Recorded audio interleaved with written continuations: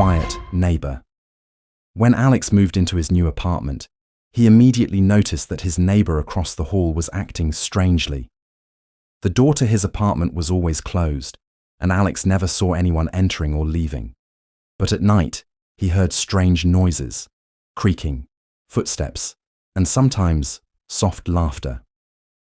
One day, Alex decided to introduce himself. He knocked on the door, but no one answered. A few days later, he tried again, but the result was the same. Alex began to suspect the apartment was empty, but the noises at night continued. One night, Alex woke up to a loud knock. He looked into the hallway and saw that the neighbor's door was slightly open. A faint light came from inside. Alex approached and peeked in. The apartment was empty, but there were strange marks on the floor, as if someone had been crawling on all fours. Suddenly, the door slammed shut and the light went out. Alex tried to open it, but it was locked. He returned to his apartment, but from then on, the strange noises grew louder. One morning, he found the neighbor's door open again. This time, he decided to go inside. It was dark and cold.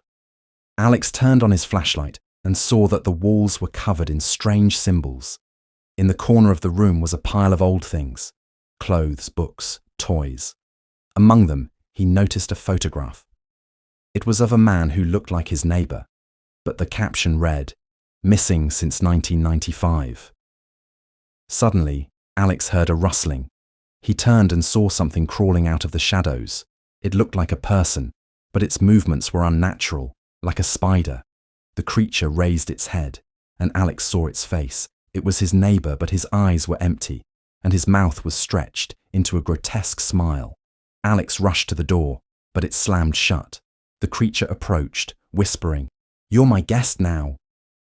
Alex tried to scream, but no sound came out. Suddenly, the light went out, and he lost consciousness. When Alex woke up, he was in his apartment. He thought it had been a nightmare, but there was a strange mark on his arm, as if someone had grabbed him.